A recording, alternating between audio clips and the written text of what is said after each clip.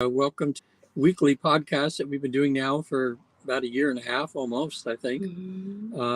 Something I really look forward to. And Natasha and I have two different perspectives, and we kind of combine them together to get a greater picture of what it's like in the afterlife. Get more of a good viewpoint of what life's all about.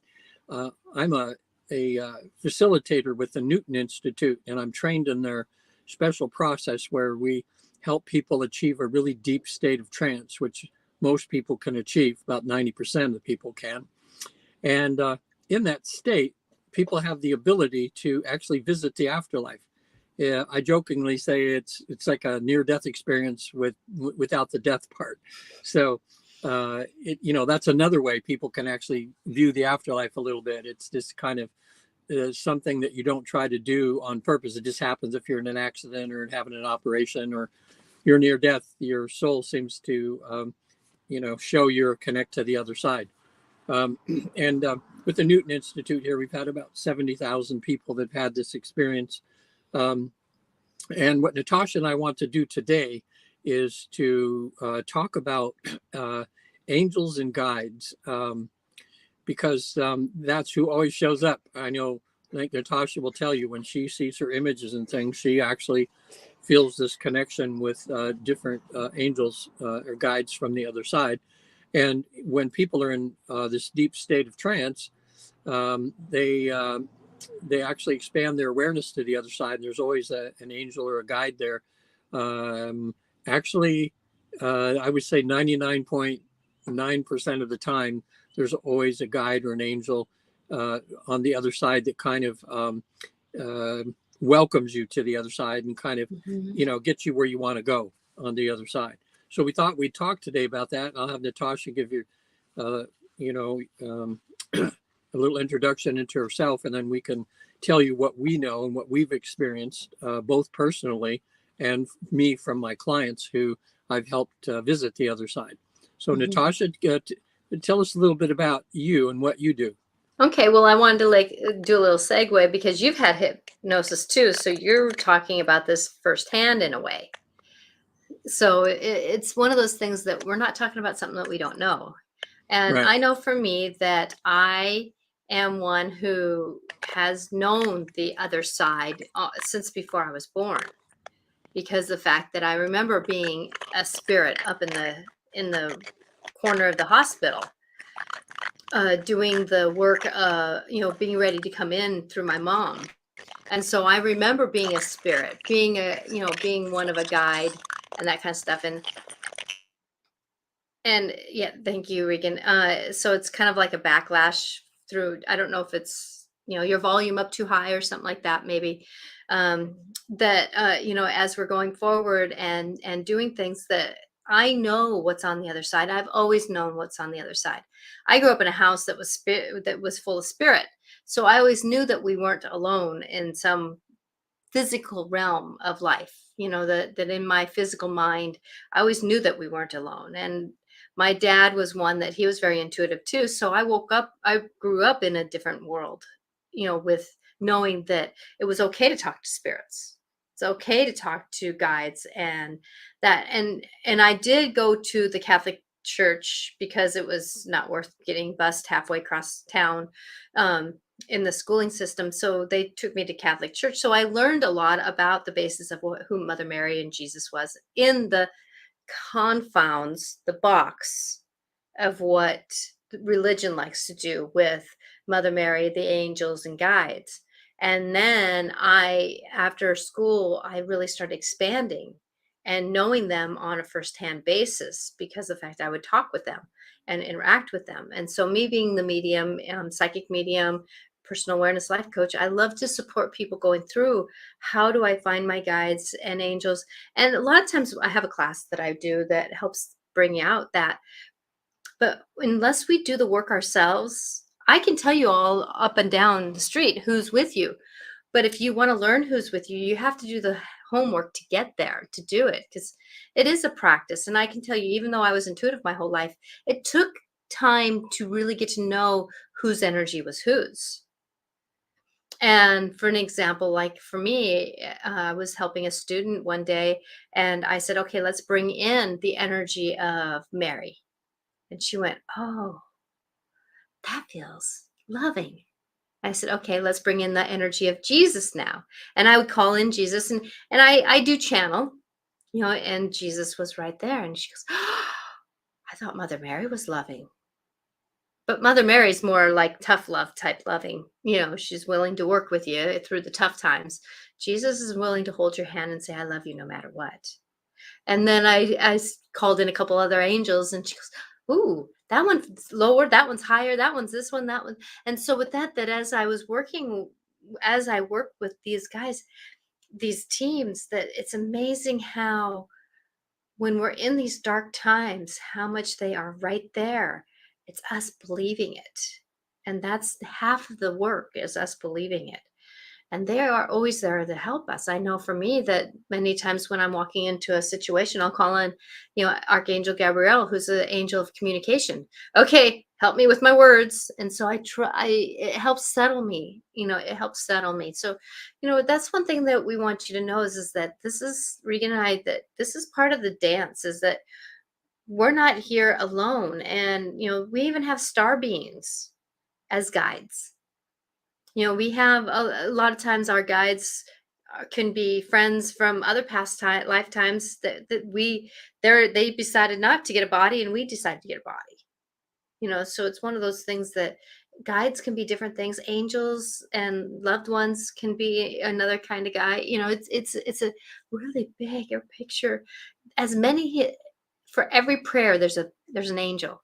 Can you imagine how many angels there are to deal with us humans? Wow. I saw that image one time. Wow. When I talk now, are you hearing static? Yeah. So how do you have your phone how you have your phone set up? Well, I have it connected to there's a little thing on my windshield here, and it's hands-free, Okay. But hang on a second. Let me, when I turn the mic off, were you hearing kind of let's just try here so people, okay, now is it static now? No, it's still staticky, but we'll work with it. We'll just know that Regan is in transportation of going places. And so we're just going to negotiate how to do this technology. I don't know how to help, but maybe try to go out and come back in, Regan. Yeah, I'm going to go off and come back in again. Okay. Sometimes on mobile data, I'm having a hard time being on mobile data half the time nowadays anyways, too. So, okay, we're after the angel of electronics. Yes. For this. Okay, I'll be. So Regan is going to go out and then he's going to come back in. So we're going to ask the angels of technology to help us out so that the communication is clearer and that we have the ability to hear without static, or if there is static, that it's lessened. It's just doable. It's doable. So we're going to ask the angels of technology or any guides that can help with Regan to manage that. So we're going to put some energy around his phone so that we can get some clarity here. So it clears up the energies. We'll see. Sometimes it's meant to be a certain way, and sometimes we can ask for help. And that's a thing that sometimes we get confused about, asking for help and nothing happens. And then we think that we're not being heard. Well, that's where I find it's like, I guess it wasn't meant to be then, huh?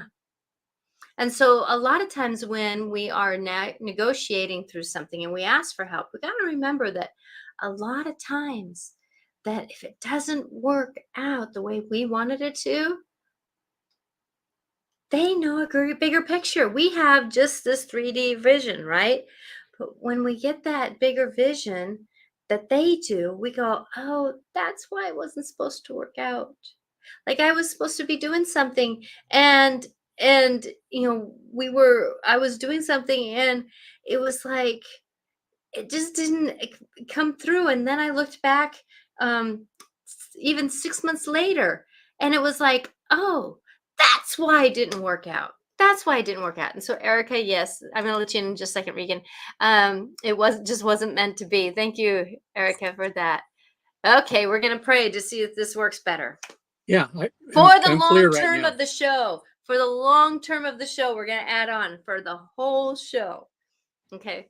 And we're gonna see, because I have a feeling you might need to go out one more time, but we'll ride with it. We'll ride Okay. with it. Right now, I'm hearing it clear. So Yeah, me too. So, but that sometimes happens with you where you come in and then it's clear. But we'll put the prayer out there all right. that this happens for the whole show. So thank you, angels, guides. That's the thing too, is that if you get something, be in gratitude, because a lot of times we kind of go, oh yeah, that was, thank you. I deserve that. I don't need to be thankful. No, I'm in gratitude 99% of my day.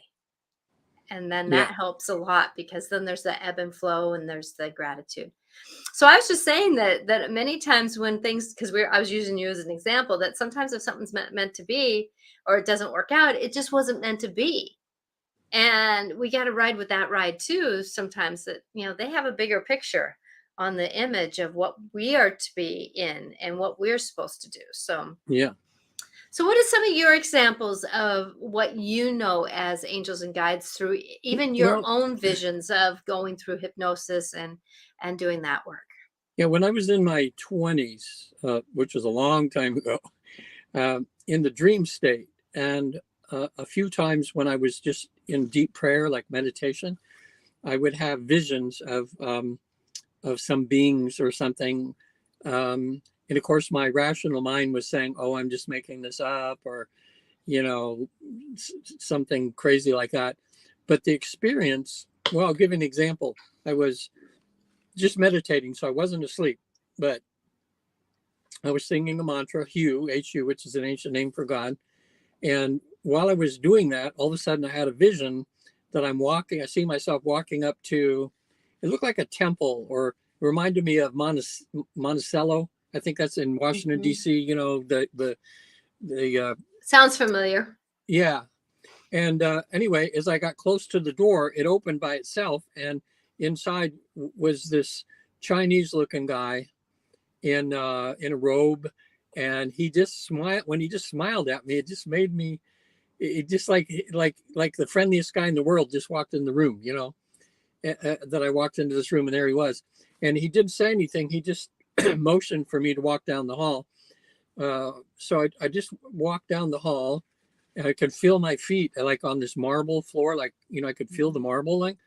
And I turned the corner, and when I turned the corner, I was like, oh my gosh, there was this feast that was laid out, this table that was so beautiful with all the different colors of the fruits and vegetables, and Mm-hmm. meat was just stacked. It was just, and Mm. instantly, it's like like I hadn't eaten in 10 years. I felt I ran to there and I put a plate, and I just kept piling and piling and piling stuff up on it. And then as I was getting to where I almost couldn't see over my plate, I kind of looked to the right and then to the left, and then put the plate down a little bit, and there was a little stadium of about 3 rows of like masters or something, like other monks or something in robes, and maybe even 18 or 20 of them, and they were just looking at me and smiling at me. And I looked down to the plate that I had with all the stuff that I piled onto it, and inside I realized, oh, this food's for everybody, you know. And I can't tell you how it is, but inside I knew what the lesson was. I knew intuitively what the lesson was, and that's that Gluttony. I have a selfish side to myself, you know. Mm-hmm. And I remember just kind of like putting my head down a little bit, and they were just laughing and everything, and then all of a sudden I was out of it. Well, I wrote that. It was so impactful. I mean, I wrote it down in my journal that night. And so part of me says, oh, I just made that up or something. And I go, well, that doesn't even, it was, now I realize it was real. But at the time I thought, well, even if it was fake, it's kind of showed me a side to myself I need to look at. And just that one experience has probably kept me from being selfish over the last 40, 50 years. Oh gosh, 1,000 times probably. Because when I Mm-hmm. begin to be selfish or something, that feeling of that experience I had with that, all these other teachers or something showing me in a loving way that I need to look at my selfish side, it keeps me from being selfish. So it had a positive effect on me. Now Mm-hmm.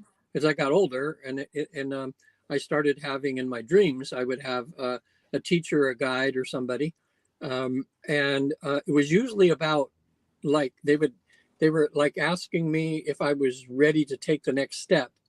Sometimes there wasn't word exchange. It's just maybe it's telepathy or something. You just knew they were asking you that, and I had to decide, yes, I'm ready for it or not. And when I was, there would be some sort of test afterwards that I had to kind of pass. Sometimes in this other world or something physically, or I had to like run a gauntlet of something to see if I could get through without, in the right way. Um, but what was interesting is that after I had that inner experience, uh, especially the first time I remember when that happened, um, about a week later in the mailbox, I got a pink slip from Ekankar, which says, "You're ready for your next initiation." So that's what made it like, okay, I'm getting help on the inner worlds first. Mm-hmm. And then proof of that happens in the physical. Mm-hmm. So that started making me go, oh, okay, these are for real. Exactly. And that's the thing is that a lot of us poo-poo our dreams. A lot of us poo-poo a lot of the synchronicities in our life. Like right now I'm doing a series of on my inspirational quotes, a series of a rose and how a rose pertains to our life. And Yeah. and today I did my third video, and it'll be up not tonight, but on Wednesday. And it was like I had to do part B because I had so many synchronicities of how, I had this one rose that was, growing into many ideas, and then there's a cedar tree, and then there's a spider that was crawling across. And that's the thing is that many of us don't realize that animals are our guides. The animals are our guides.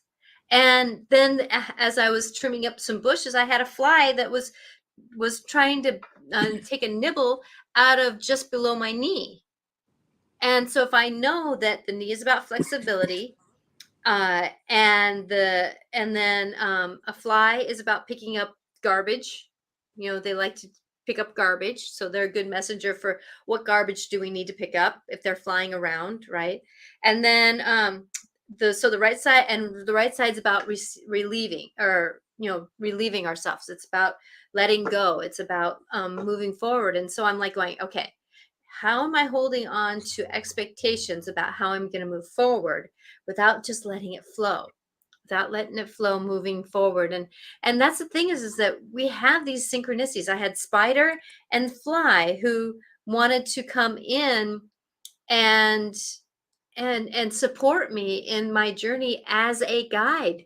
And guides are just amazing because people think, oh, what does a guide look like? A guide is actually someone, it could be anything from a fairy, an animal, or a bug, or somebody who takes like a humanish form because they're in that. It could be an angel. We all have a personal angel that walks with us from birth to death. There is an angel. It's kind of our personal angel, but they work, I think, more, what I'm getting is more with our higher self, and whispering for the bigger picture. A lot of times they'll help get and they might be, and I'm using the word might, they might be for different people, different scenarios. So like some of them will be ones that stand in front of you if there's a hit coming from somebody, and so even if you get hit, it's not of as much of as impactfulness, or they could be the interpreters for the other angels to give you the message. And so we have a lot of different things, and we have guides sometimes that want to come in and add a little more fun, like my guide with technology. His name is Roger Dodger.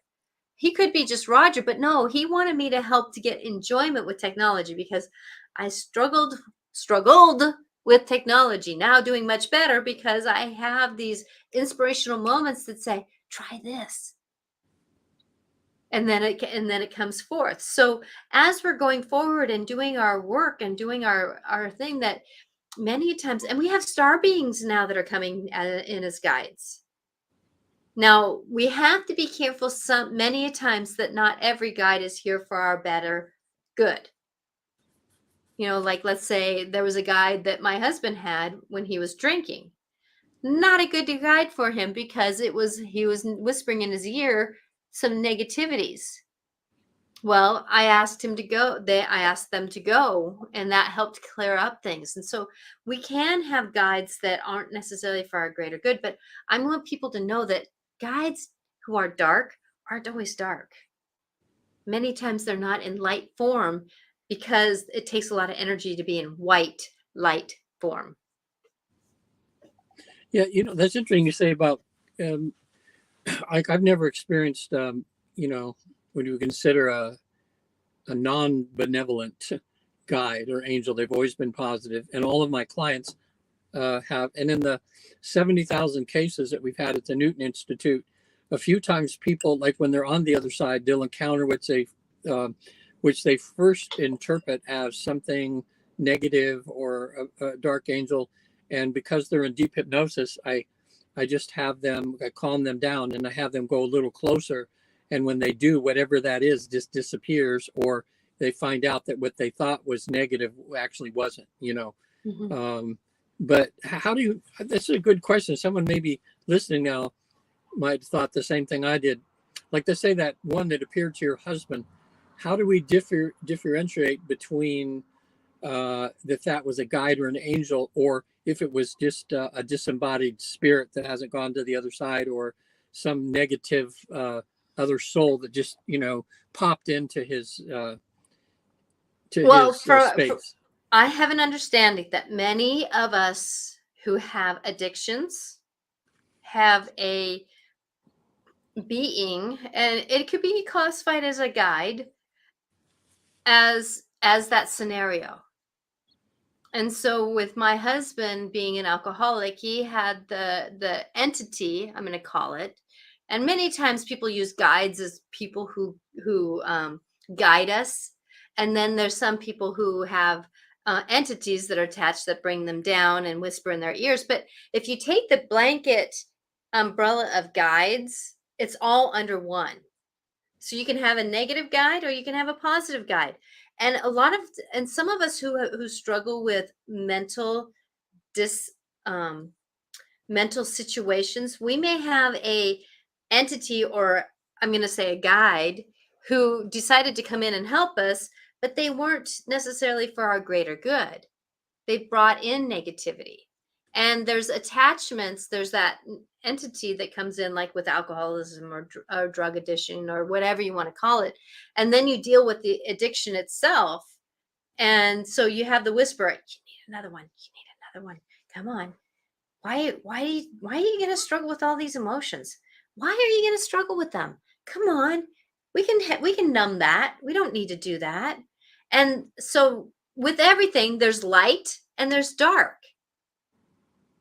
There's going to be light and then there's going to be dark. And when we understand that there's darkness around us, it's like, oh God, get the fuck away from me. I'm sorry for that language, but that's the attitude you need to have. Get out. I'm not wanting you here. Be free of this situation. And when I was saying that, many times my husband would get lighter in his addiction. So then he was able to maneuver a little bit more. And I'm going to say that even in the fairies, and I'm not going to call, there's different types of fairies, just like there's different people. So there's the gnomes, there's but my child who dealt with depression, I would walk in the room and there would be these two darker beings in the elemental family that they just were dark, but they were almost like, like uh Ibako, or he was in Star Wars and he was this big sludgy thing. Ibako, I cannot say the name. I'm rewiring my. I forget. It's been so long. Yeah, but there's there's these different beings that are just they're not necessarily in a big form. Well, if they weren't there going home with all that dark energy, absorbing that dark energy, then that dark energy with my child fighting with depression would have been deeper in depression because it would have been floating around the room. And so there's many times where they would get real dark and heavy, and I'd have to say, okay, let's take you outside and energetically give you a car wash. And then they come back in and then they go, because my kid would really struggle with depression. And so sometimes those darker energies are there for a better purpose. But yet now when my child left, moved out, and didn't need those beings anymore, I didn't need the darkness in my house anymore because we weren't fighting with depression. So I took them to a garbage dump and let them eat some of those negative energies that were around there. So with that, it's working with what is. And so so you were starting to banter a little bit, and then it cleared up. So with your sound, okay. And then there has to be darkness to have light, right? Yes, there is always going to be opposite. There's always going to be opposite. There's always going to be the darkness. There's always going to be the light. But what we need to do is call in the light to get the darkness gone. And yeah, I've heard of well, like even in the dream state. I remember having a dream where I was being attacked by a lion, and what I did is I became aware in the dream state that I became aware that I was sleeping, that this was a dream. So I had a lucid dream, in other words. mm-hmm. And so as this lion was in midair about to devour me, I just, I just said a spiritual word that I knew, and I just watched it just dissipate, just gone. Is it in the Bible or some other place that says where they talk about, Satan, get behind me, or in other words, showing people that they have power over what they would consider to be anything negative, that we have that power. Because I've always found, in these sessions that I do, people seem to leave their body at a state where it's beyond the negative in a way. At least so far, everybody that's been there has been totally benevolent, loving, kind, and like you're in heaven. There's no mm-hmm. negativity in heaven there. I don't know. It's like, would you fear, like knowing what you know now, and with all the guidance and you have, do you fear negative entities at all, or do you just know how to brush them away? Mm-hmm. I have worked with. Okay, so I'm gonna, in my understanding, in my knowing. Okay, now everybody has their own truth. I want to make that clear. Everybody has their own truth. Lucifer is not the devil. Lucifer is the fallen angel who decided to take the dark side of the light. Every angel decided to take a job, and he took the dark side. I will say, though, that there is very, very dark energies out there that are devilish.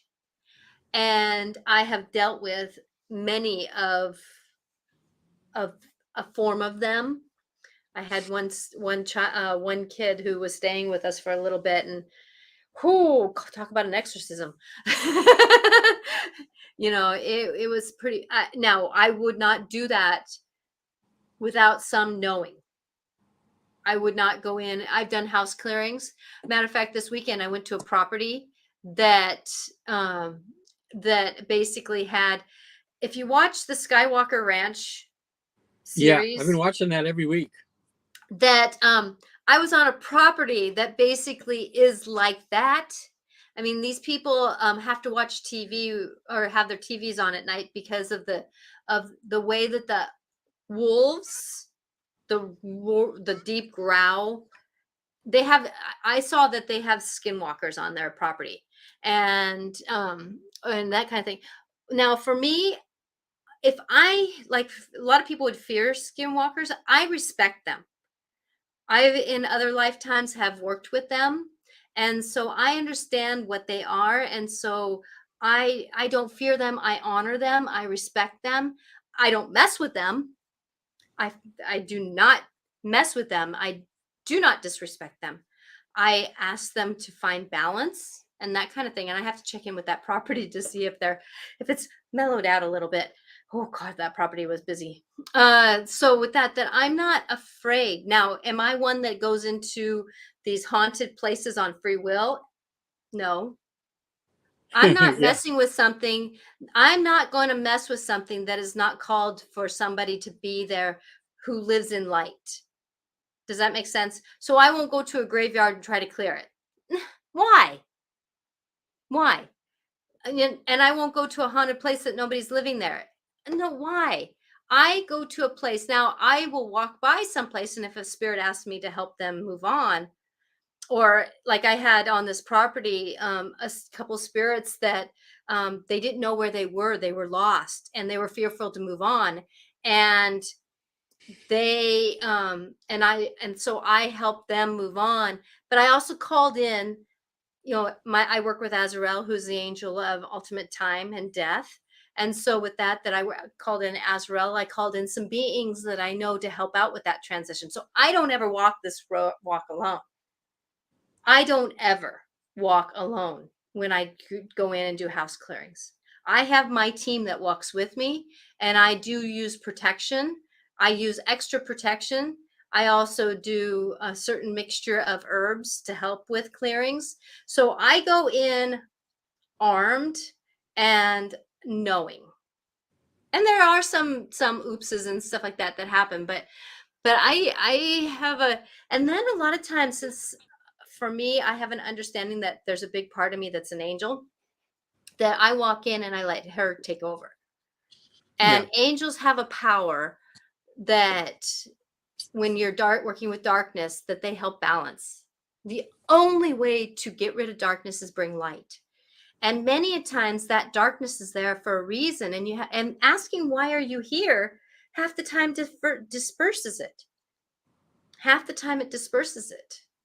And that's the thing that when we're working through life and going through life, that, if we understand what darkness is, like for me, I went into a meditation where I went into my lower chakras, and I went into the basement of my root chakra to find a part of me. This is when I was starting to really come out as a medium and spiritual person.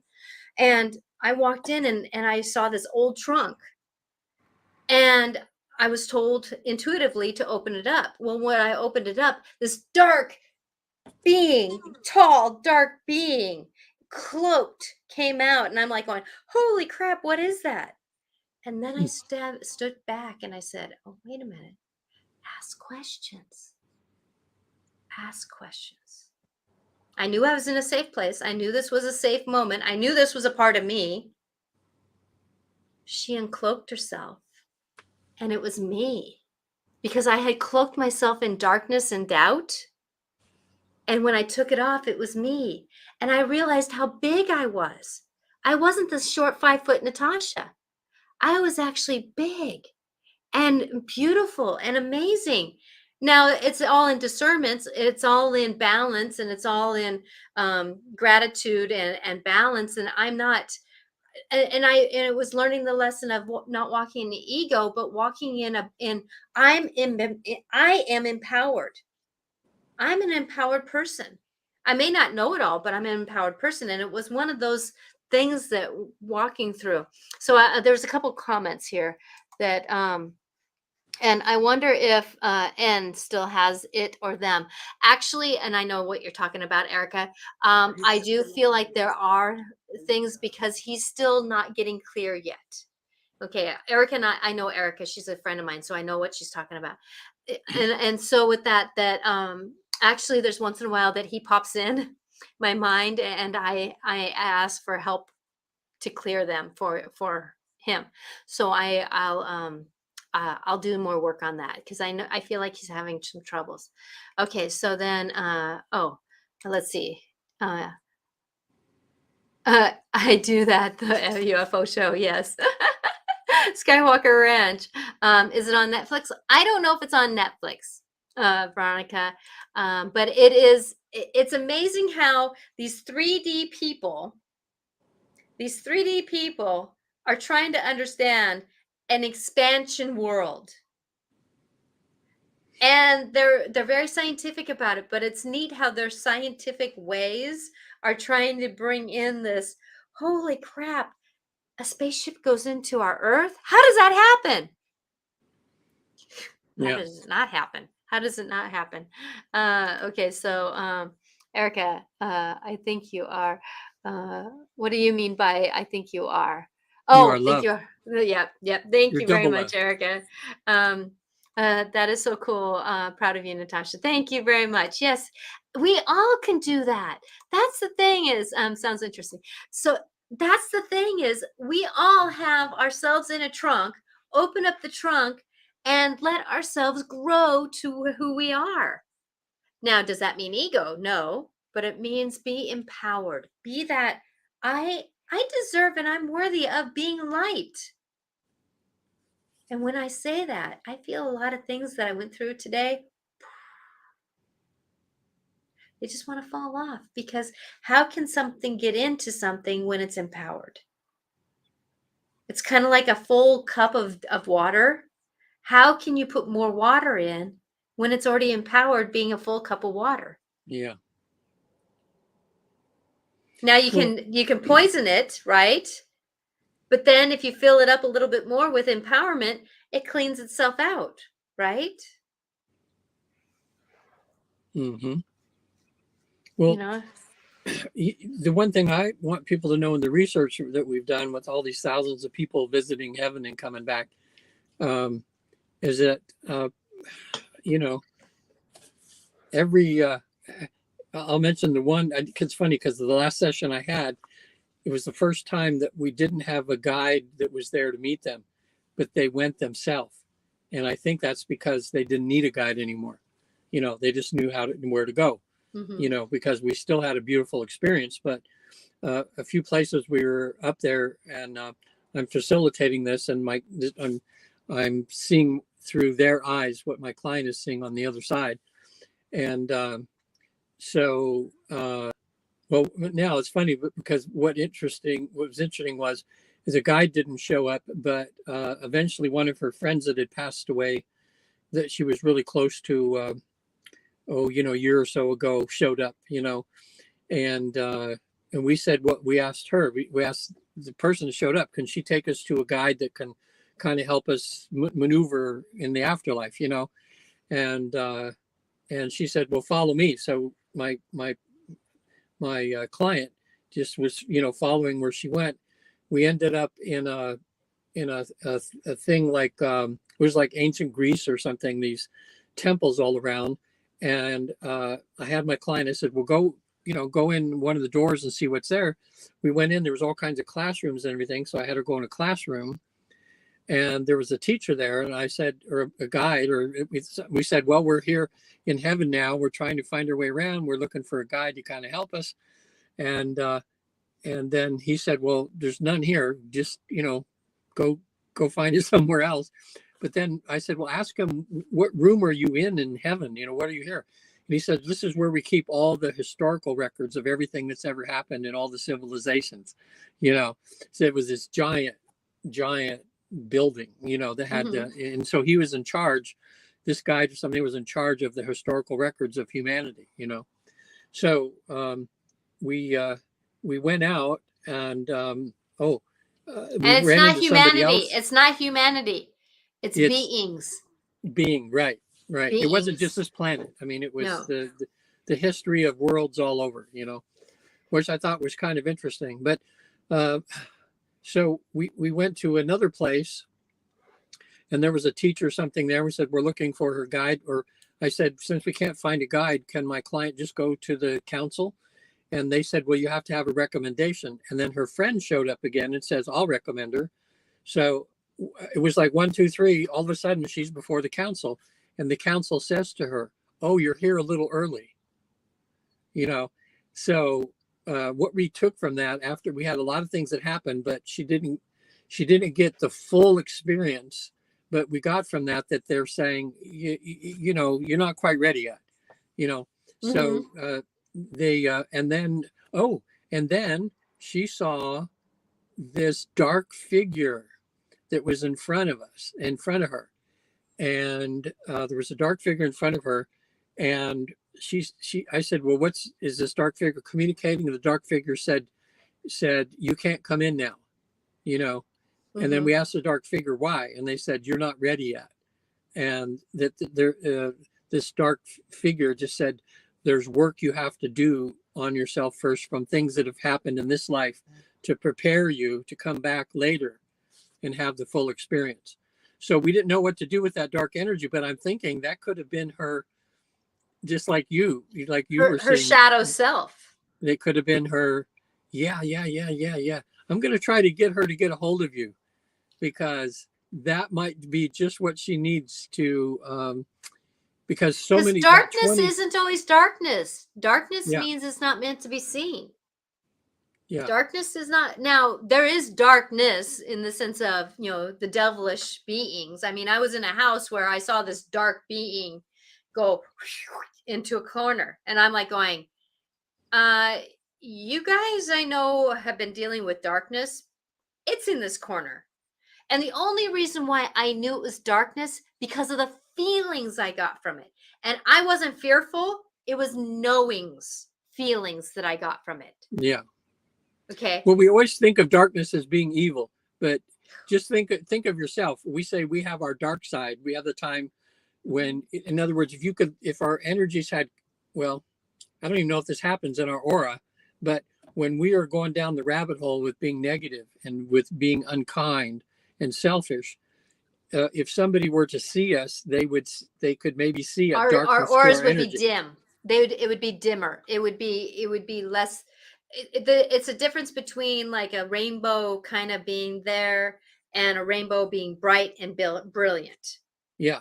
When we're in the flow, our auras are like bright, brilliant rainbows. And then when we're not as happy, not doing as good, then it kind of gets like a mucky yellow and a mucky purple and a mucky. It's just kind of like mucky. It's the only word I can use for it. It gets thick and ucky. It just, that's why when we go places and let's say we go into a building that's feeling really heavy and icky, and we come out going, yeah. and it's like, that's where, I use selenite a lot to clear out my aura. Just to comb. Like for me, I went to a grocery store today. I did some errands, and this is even feeling better. So with that, as I comb, the energy of what's going on with the computer and that kind of stuff. Are you guys feeling a little bit lighter? It's one of those things that as we go, it feels so much, do my wings. What is that called? Selenite. What's that mineral? It's selenite. Selenite? Selenite. And it's a rod, basically, because you can get selenite that's I have it upstairs. You can get selenite that is smoother, but this is raw, and so you have to be careful that it splinters. I don't have any selenite that's right here. So this is selenite when it's polished. Mm-hmm. But this is when it's raw. So, and it's one of the best stones for doing any work. Yeah, we did a show on stones, and I know I got myself some, but now I got them, and now I forget which ones are which, and what they're good for. So don't worry about that. Hold them and say, what do you need to help me with? Okay. Okay. Well, then just that energy of having that in the room with you, like what would be the difference between grabbing it and doing what you just did as to just having it in the room that you're in, as far as the effectiveness of it? Does it need to be close proximity to you? The better, in other words, the closer proximity to you, the more that it I use stones. Like I have healer's gold that's right next to me on my bed. Mm-hmm. Because of the fact that I use it a lot. Like I'll hold it, I'll grab it, and it sits so nicely just right here in my neck. And it's about yay big, because I need a big healing moment sometimes, being the healer that I am. And so selenite, it holds space when they're doing the work there. Like I have stones all over the place, and they hold They hold space. They do a lot of interactive work with us. But if we use them like an application, then it's like, okay, now I know what to do with you. Yeah. Oh, and for people watching, we talk about stones for a little bit. I'll just say there's a book. If you go to Gemisphere, it's in Portland, Oregon.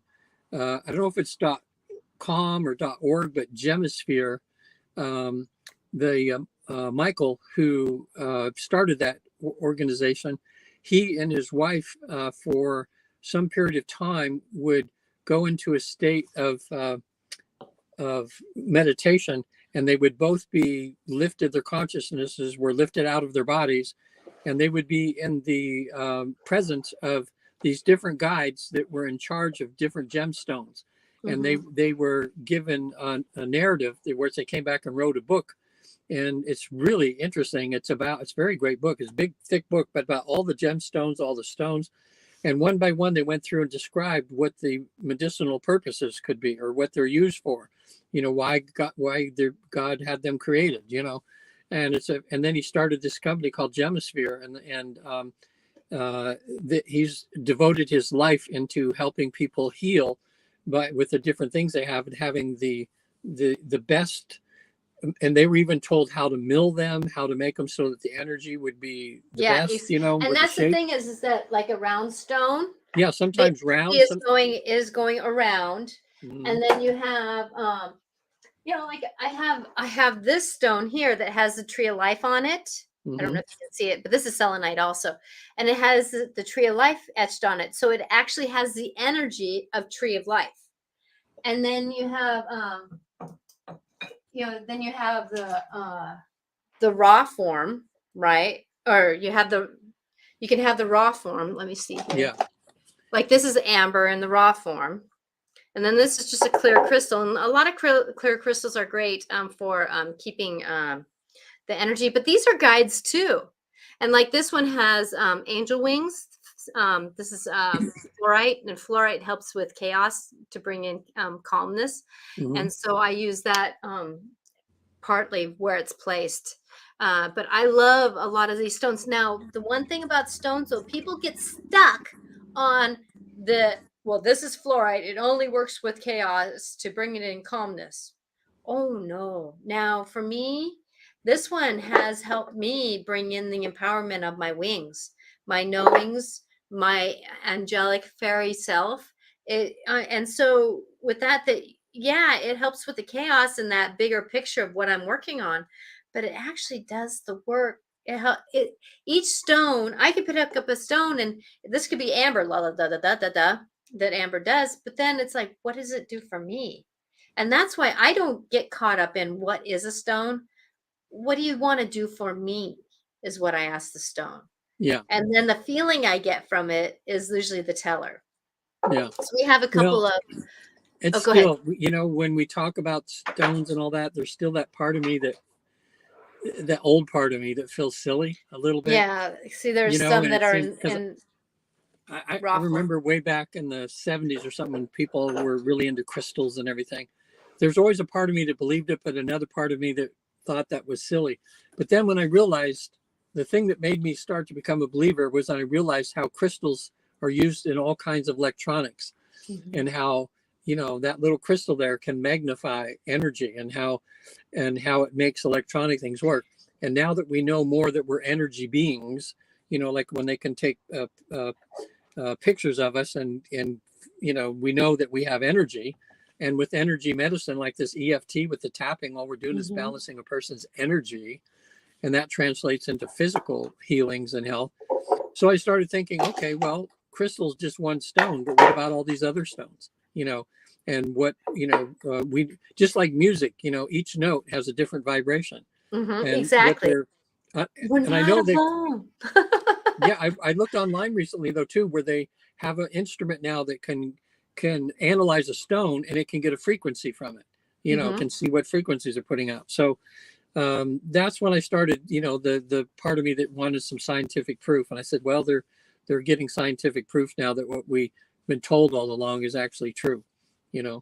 So yeah. Well, this earth used to run on crystal power.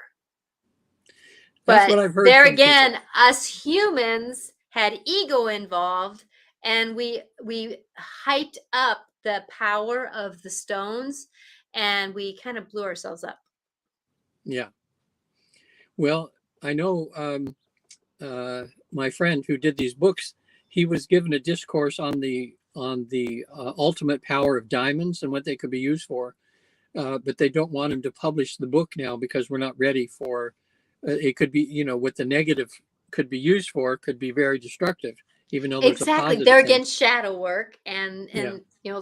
we want it to be light, but then there's always that shadow part. Yeah, you'd almost have to be, I would think though, isn't it possible with stones that because they're all different energies, I mean, just like different medications, if you combine them, you could have a negative effect, even though by themselves Oh, they're positive. mm-hmm. Oh So yeah. you have to, you have to kind of, I don't know. I guess you have to go by if you're feeling. I don't know how someone would know unless they muscle test. Well, Have and two, there's many times where like I can hold a stone and I basically can't get it away fast enough. I can't. It doesn't ring at my vibration. It doesn't do anything. And then that person I hand it to go, oh God, thank you. yeah. So it just depends on the person and your frequencies. So Um, you got to be in tune with mhm. yourself and be mindful. But Yeah. it helps. It helps. Not everybody's in tune, but it does help. It does help. Just because somebody says, here, you need this stone, but that's like somebody giving, here, you need this medication. Check Yeah. in with yourself and see what is your truth. And that's the thing is that many times when I'm walking through a store that has stones, I don't like buying stones really online very well unless I know the person who's doing them. I have a friend that Crystal Corey that she's getting everything online now, and I love her stones. But I can say that I can pick something from her because I know how her intention is with the stones. Yeah. So with that, I'm pretty picky about my stones. That as we're going forward. But okay, so we have a couple comments here, and I don't want to get too behind. Erica, thank you very much, Erica. You were proud of me when I was talking about becoming my greater self, because that's the difference between me being shy and quiet and me being able to speak a truth. Yeah. And then Veronica said that sounds interesting when we were talking about the thing. Okay, so I'm not going to show all of them here. You're both beautiful in and out. Thank you. You're so cool too, Regan. Okay, so this is something molted, not vibrant.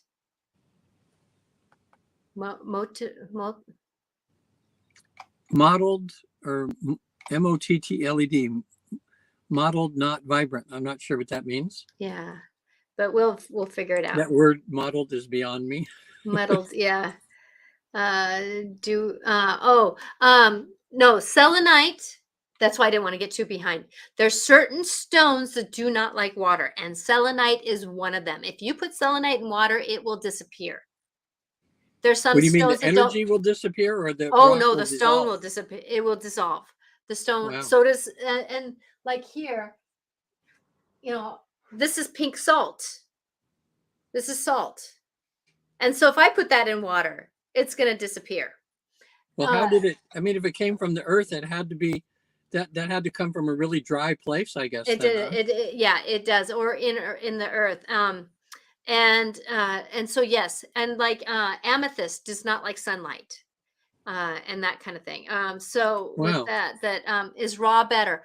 I would say that's a personal choice. I have both raw and formed, and each one holds its own intention. And each one has, like, I have a fluorite that swirls around, and I have it in a key place because it helps swirl the energy around to take the chaos away. I also have raw selenite and formed. It's a personal choice for a certain situation. Yeah. Uh, We'll have to do another show just on stones again because it's always fascinating. Yeah, I would love to have somebody on that can talk more.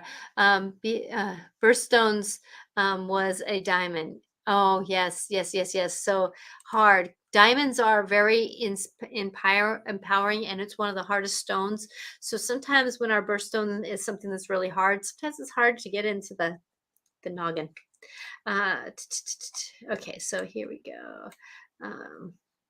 Okay, so the colors, you are talking about colors. Malted is a vibrant. Oh, yes, that makes sense. Oh, auras. Okay. Okay. Yeah. So thank you for that. Colors are something that when you're talking about the aura colors and things, that our earthly crayons and chalks do not do our auras any credit. It's vibrant. The colors are vibrant, and it's hard to find that color in this earth form. This earth form. Yeah. Wow, boy, that hour went by fast. It went by real fast. Yeah. Yeah. And Okay, let's so you were talking about auras. Some are vibrant, some are more molted or dark. Oh, thank you for Erica for clarifying. yeah, thanks, Um, Erica. yeah, thank you very much. That really makes a difference. I You know, love you can just language. tell sometimes, like with certain people, when we talk about the energy that people put out, you know, we all, without seeing energy, someone walks in a room that's just a real beautiful human being.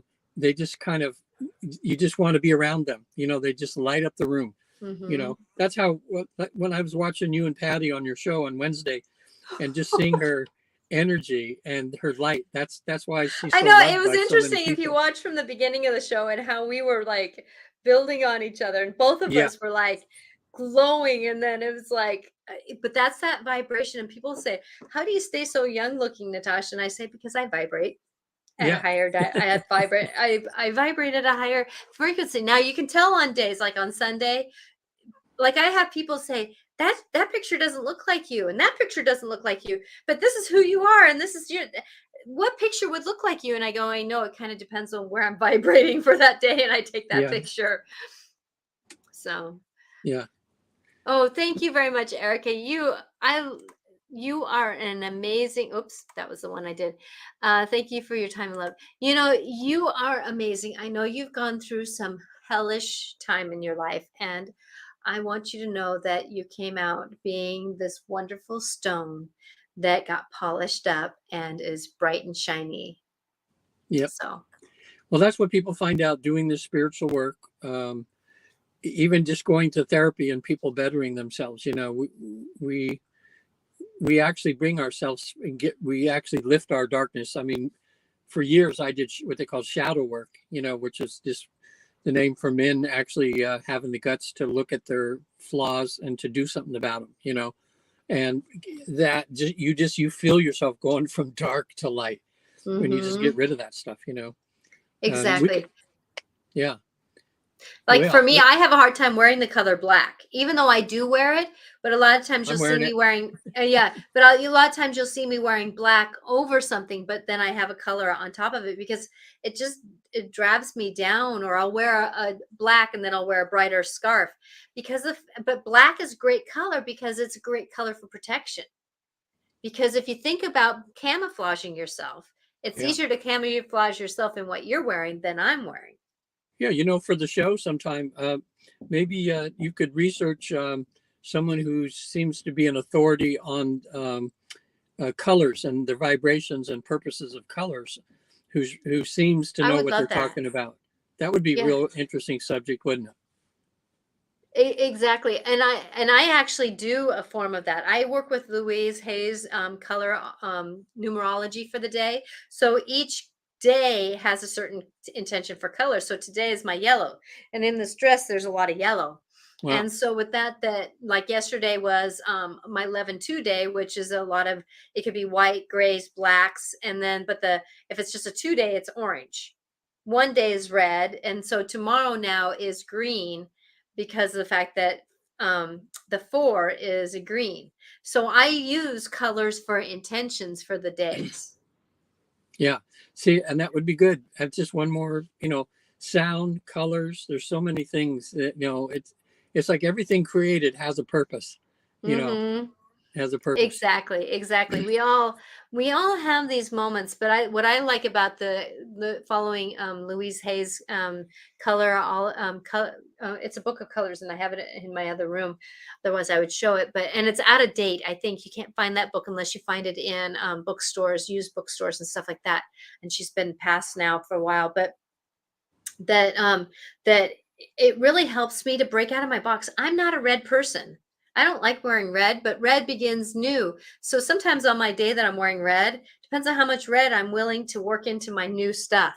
Am I just kind of having a more of a passive day and I'll let this kind of slide and I'll just work with it and I have a little bit of red on. But then there's days where it's like, I got to meet it head on.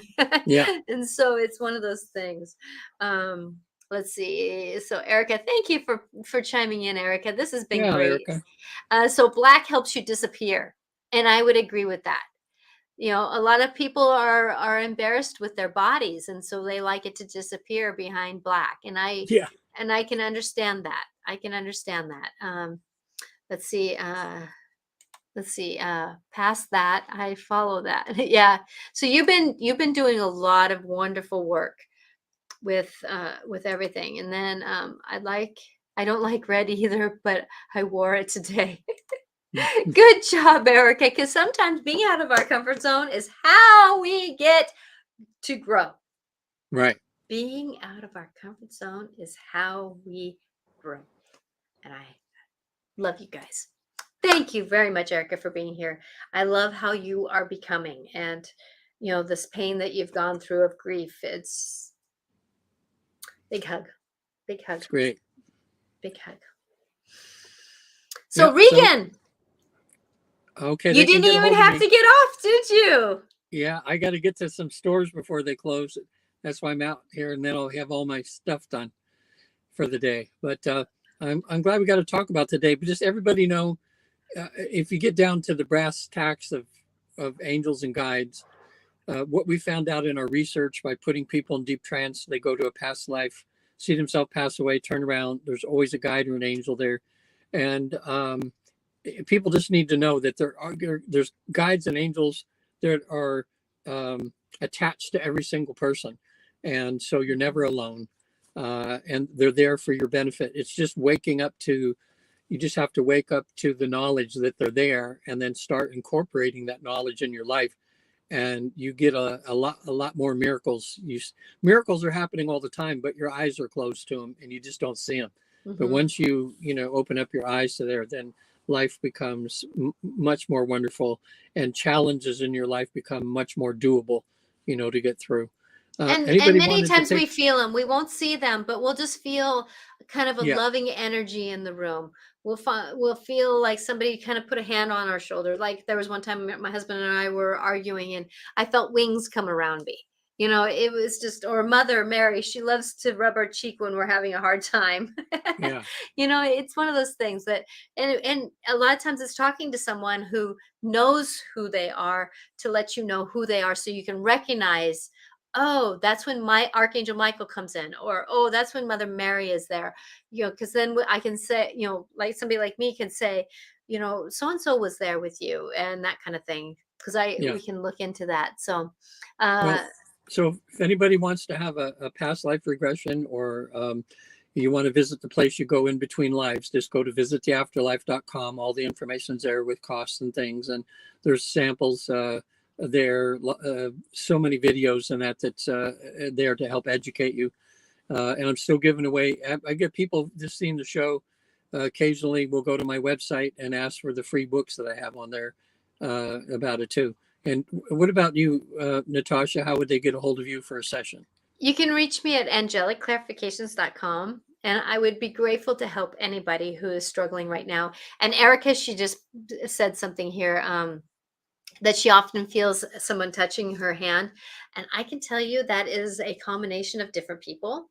It's angels, it's a grandmother, and who is not necessarily the one you're thinking of, but the one that wants to heal a lot of the past, that damage that was done in the family. And then it's your son, sometimes holding your hand. Cool. So She's in good hands. She's in good hands. You're in good hands. It's believing it. It's believing it. So welcome, everybody. Thank you so much for being here. And I am back Wednesdays at 4 Pacific time on the same stations and channels. And you can reach us on Facebook and Twitter and YouTube. And please follow me or like whatever you're doing. I have a special series going on my YouTube channel, which is about, sometimes you see me without makeup. Sometimes you see me just, sometimes you see me very excited. And so I'm doing and let's get tiggered, not triggered on my YouTube channel. So please follow me on my YouTube channel. I would love that to grow that. So blessings to everyone. Thank you, Regan, for being here. And You're guess welcome. what? See you next week. I am standing in so much gratitude to the technology angels. Yeah. I am standing in thank you for showing up so that we can show them that sometimes all you have to do is ask. Now, it wasn't perfect all the time, but it worked. It worked. All right. So thank you, Erica. Thank you very much for watching, and Veronica, and anybody else who was there that didn't speak up. Thank you all for coming. See you next Monday. Bye now. Monday at 4. Bye now.